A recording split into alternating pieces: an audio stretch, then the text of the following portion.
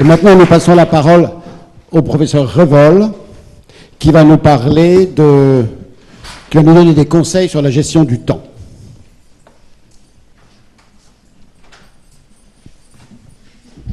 Merci. Mes chers collègues, je suis un imposteur, car je ne vais pas vous parler de l'organisation ni d'un programme opératoire, ni de consultation, parce que cette organisation est à la portée du premier chirurgien venu qui s'intéresse à la durée moyenne de ses interventions et de ses consultations. Je vais vous parler de tout ce qui n'est pas chirurgical concernant le temps, que ce soit professionnel ou pas professionnel. Et ce que je vais vous raconter là, c'est le b.a.-ba de tous les enseignements des managers, des administratifs.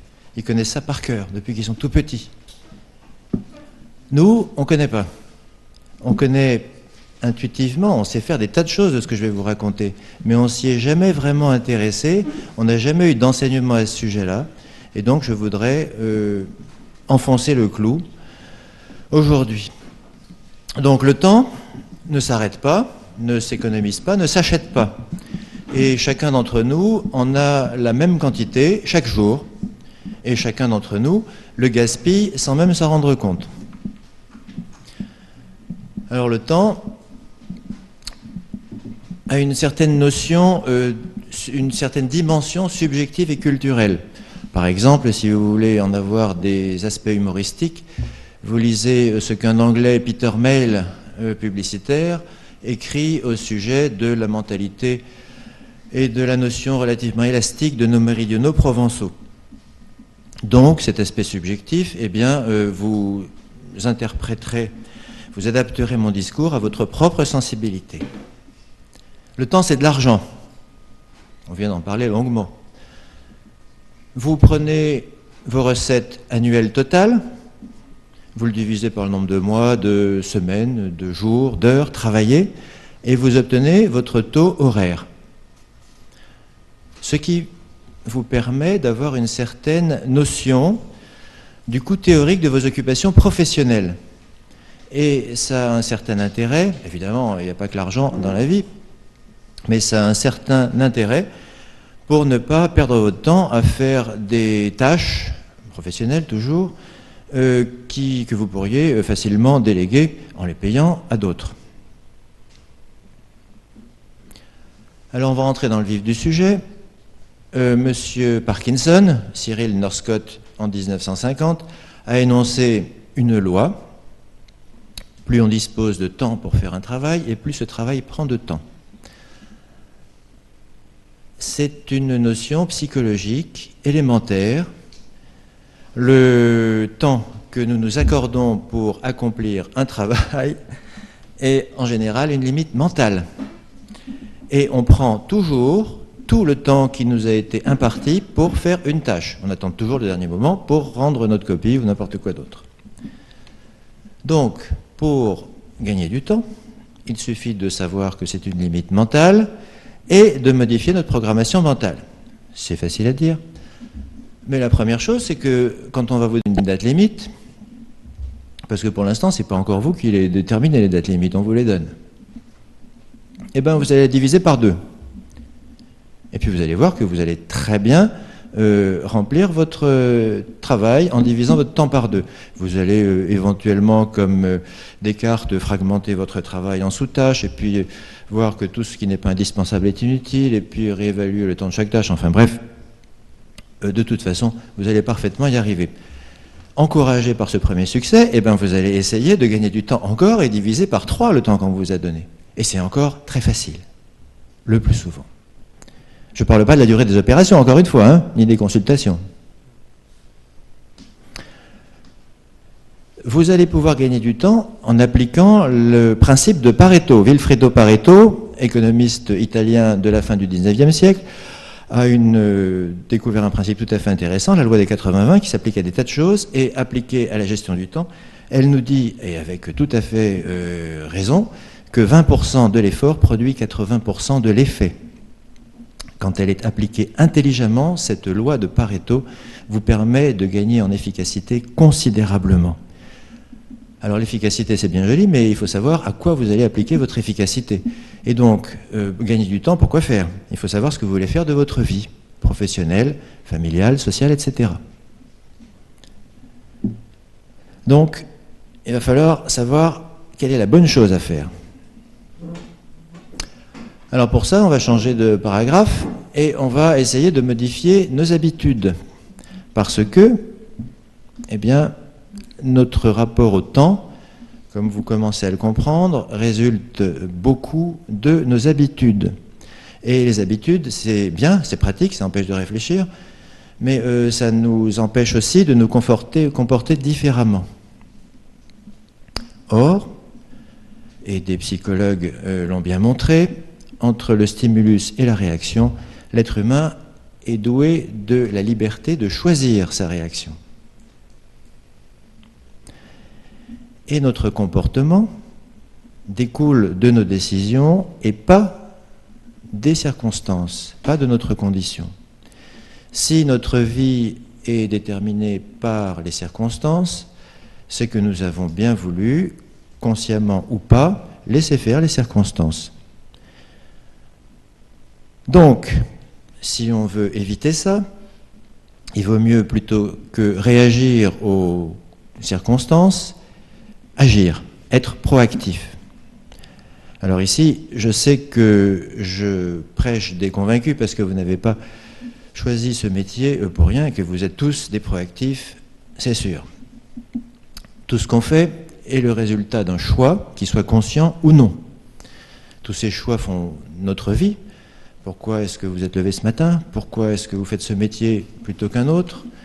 Pourquoi est-ce que vous travaillez plutôt que de vivre dans un atoll du Pacifique? Tout ça, c'est parce que vous l'avez décidé. Ou alors, parce que vous n'avez pas encore bien réfléchi, et que vous vous êtes laissé mener par les circonstances, l'éducation, tout un tas d'éléments extérieurs. Si vous voulez accomplir et réussir véritablement votre vie, vous devez savoir quel est l'objectif que, au fond de vous-même, vous voulez atteindre. Si vous n'avez pas de clé de voûte, vous ne saurez pas. Vous ne saurez pas choisir telle ou telle proposition de stage, de poste, si vous ne savez pas ce que vous voulez vraiment au fond de vous-même. Il n'y a pas de bonne réponse, chacun a sa propre réponse. Mais il faut y avoir réfléchi. Donc, la plus fondamentale de nos habitudes, plutôt que de se laisser conduire par les circonstances en fonction des événements, est d'être proactif. Les proactifs, donc, se dirigent en fonction des valeurs internes auxquelles ils ont bien réfléchi, qui se sont appropriées, qui se sont écrits, et qui leur permet, en fonction des circonstances, eh bien, d'interagir avec ces valeurs internes et de choisir véritablement ce qui leur est propre. Donc, ils sont toujours soumis aux stimuli extérieurs, ces gens proactifs que vous êtes, que nous sommes, mais leurs valeurs internes et leurs principes font qu'ils vont choisir telle ou telle réponse à ces stimuli. Ce qui importe, ce n'est pas tellement ce qui nous arrive, mais la façon dont nous y répondons, nous y réagissons. Le vocabulaire traduit les différentes mentalités. Quelqu'un qui est réactif dira « je ne peux pas ». Quelqu'un qui est proactif dira « je choisis de ne pas ».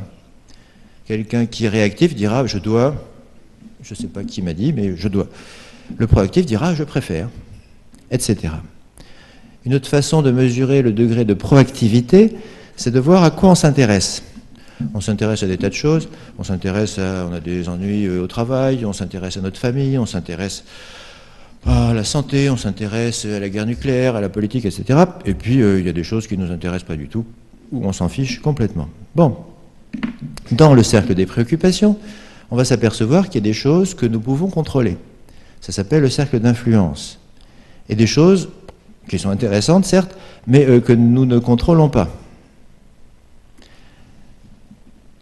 Les individus proactifs consacrent l'essentiel de leurs efforts à leur cercle d'influence, aux choses sur lesquelles ils peuvent agir. Ce faisant, leur énergie est positive et ils augmentent encore leur cercle d'influence. Les individus réactifs se livrent à des discussions de bistrot, se focalisent sur la faiblesse des autres, discutent des événements sur lesquels ils n'ont aucun contrôle, donc leur énergie est négative. En plus, ils négligent leur cercle d'influence qui va se rétrécir progressivement. C'est pas bien. Chaque fois qu'on pense qu'un problème vient de l'extérieur, c'est cette pensée qui constitue le problème. Parce que la démarche proactive consiste à se dire, il y a un problème, est-ce que si je change ma façon de voir les choses, je ne peux pas modifier ma façon de voir le problème et d'y répondre? Si je fais une erreur, je dois réaliser que j'ai fait une erreur, je dois la corriger et je dois en tirer une leçon. De cette erreur, je fais un succès. Si je ne corrige pas, si je ne réalise pas que j'ai fait une erreur, si je ne la reconnais pas, si je ne la corrige pas, si je n'en tire pas de leçon, ben je fais une nouvelle erreur d'un autre type et c'est pas bien. Donc ce qui compte, ce ne sont pas ni les événements ni la façon dont agissent les autres, mais la façon dont nous y répondons. C'est ça, quelqu'un qui est proactif. En général, vous l'êtes.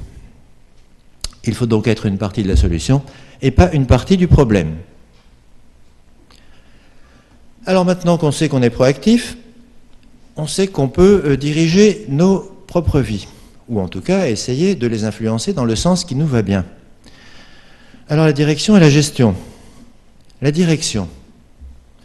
Il est facile de se laisser prendre au piège des activités, de travailler intensément, on sait tous faire, et de gravir jour après jour les échelons d'une réussite professionnelle pour arriver au sommet de l'échelle et s'apercevoir au bout du compte que ce n'est pas exactement sur le bon mur qu'on voulait aller. La gestion, ça consiste à gravir efficacement les degrés de l'échelle. La direction, qu'on va imprimer à notre vie, ça consiste d'abord à savoir sur quel mur on va poser l'échelle. Ça tombe bien, parce que je suis proactif. Donc je peux savoir qu'au début, je peux poser mon échelle moi-même. Et je ne suis pas obligé de grimper sur l'échelle que les circonstances, les autres, ma famille, mes copains, etc., mes patrons, ont placé pour moi. Est-ce que la vie que je vis actuellement correspond pleinement à mes valeurs internes? Je peux écrire mon propre scénario de vie pour diriger ma vie, mon scénario. Je peux l'écrire. Alors, c'est pas du cinéma ce que je vous raconte. Et je vous conseille vivement, demain vous avez encore un programme ici, mais dimanche vous n'avez rien à faire, je vous conseille vivement de prendre un rendez-vous avec vous-même, de vous isoler pendant une demi-journée au moins, et de réfléchir sérieusement à ce que vous voulez faire dans 10 ans. C'est quoi votre vie idéale dans 10 ans?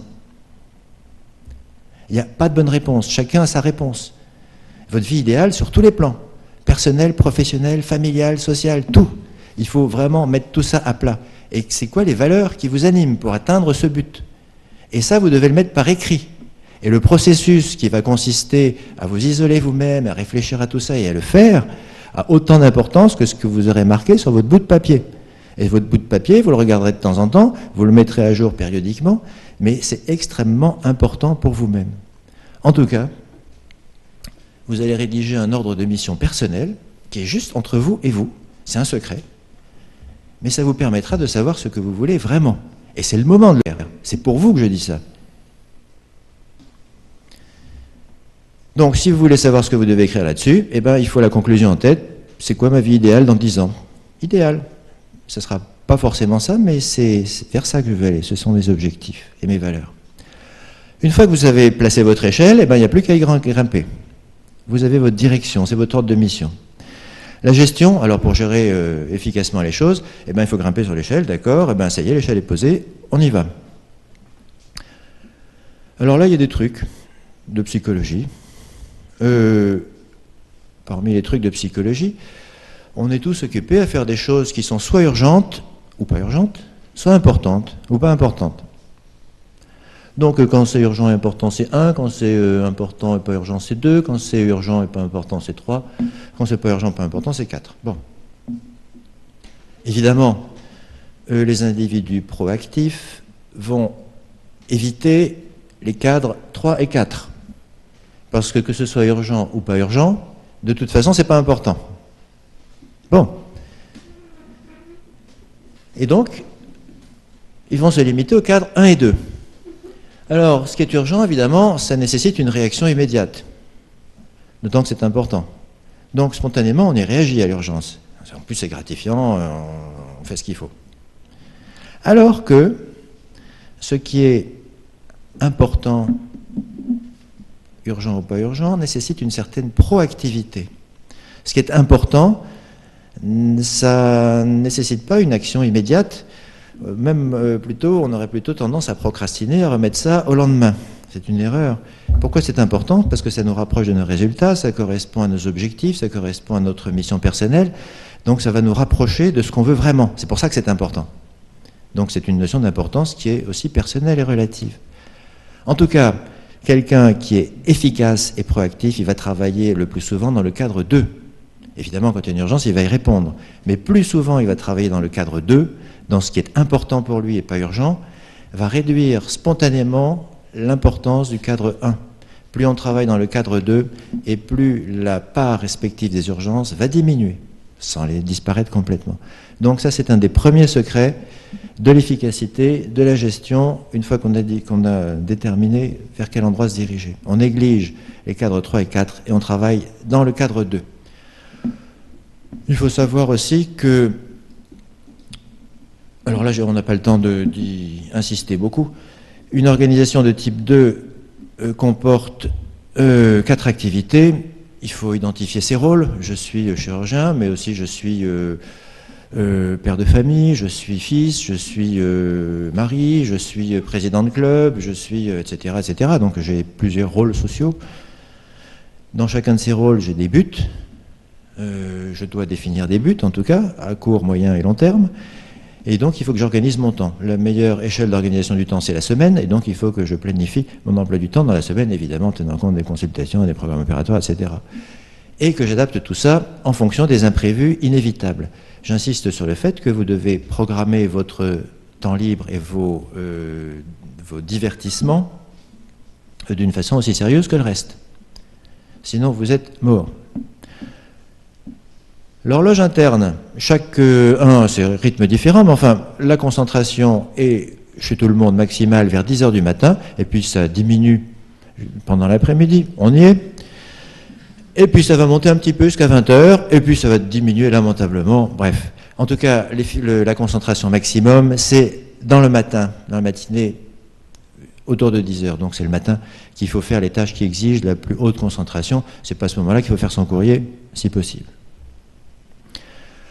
Au cours d'une heure de travail, l'individu moyen a une capacité de concentration variable. Voilà. Ici, il nous reste 2 minutes. On est bientôt à 20 minutes. Donc ici, ça commence à diminuer sérieusement. Il faut faire des pauses qui ne durent pas plus de 10 minutes. Alors maintenant, quels sont les trucs, d'autres trucs? Si vous voulez réussir un travail, donnez-vous une date limite, en tenant compte évidemment du principe de Parkinson. Et puis récompensez-vous chaque fois que vous avez réussi à tenir votre limite, vous-même. Si vous ne savez pas quoi faire, démarrez immédiatement. Ça va se corriger automatiquement. Sinon, vous allez procrastiner, vous n'allez jamais commencer. Entraînez-vous à la lecture rapide, vous savez faire. Vous savez faire, mais vous pouvez beaucoup améliorer ça en évitant de lire, en gérant vos lectures, en sélectionnant ce que vous allez lire, en vous imposant des limites de durée, en disant cet énorme pavé de 500 pages que je dois lire professionnellement, pas pour m'amuser, si j'avais qu'1 heure pour le lire et en faire le résumé, qu'est-ce que je ferais? Et ça marche. Il y a d'autres trucs qui intéressent les managers et dont je vous ferai grâce. Donc, en conclusion, dans le domaine de la gestion du temps, il y a eu 4 générations successives. Il y a d'abord eu les notes et les listes, to-do list. Et puis, il y a eu la génération des agendas et des calendriers. Et puis, il y a eu la génération qui accordait une importance à la psychologie, aux priorités, aux objectifs. Et on est actuellement dans la génération qui se dit que la gestion du temps est une notion trompeuse, qu'en fait, il faut gérer notre personne, et plutôt que de se consacrer aux choses, aux dates et aux heures, il vaut mieux se consacrer à favoriser les relations humaines pour obtenir des résultats.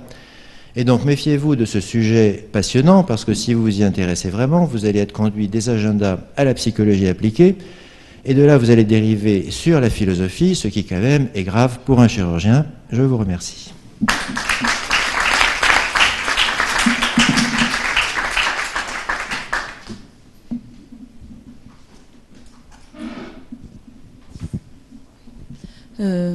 Merci beaucoup pour cette autre vision du monde médical et de notre monde professionnel, le monde personnel. Je ne sais pas s'il y a des réactions ou des questions dans la salle. Moi, je vais réagir pendant que les gens cherchent leurs idées. Alors, pour remercier déjà Marc Revol d'avoir accepté de nous parler de ce sujet qu'il maîtrise parfaitement.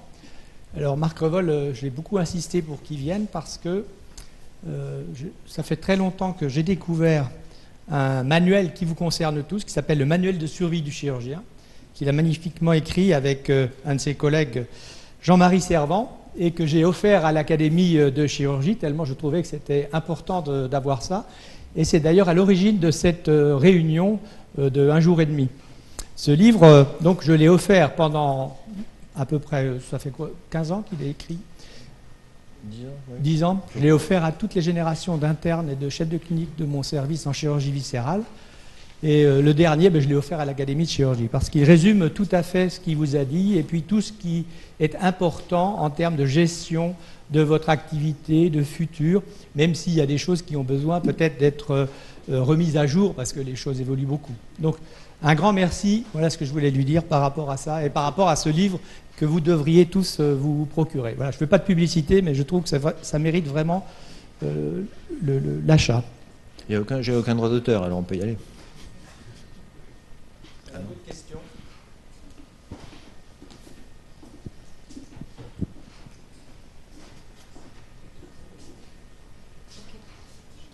Merci beaucoup. C'était très instructif. Ça fait réfléchir tout le monde. À chacun de maîtriser sa vie, ou d'essayer de maîtriser sa vie.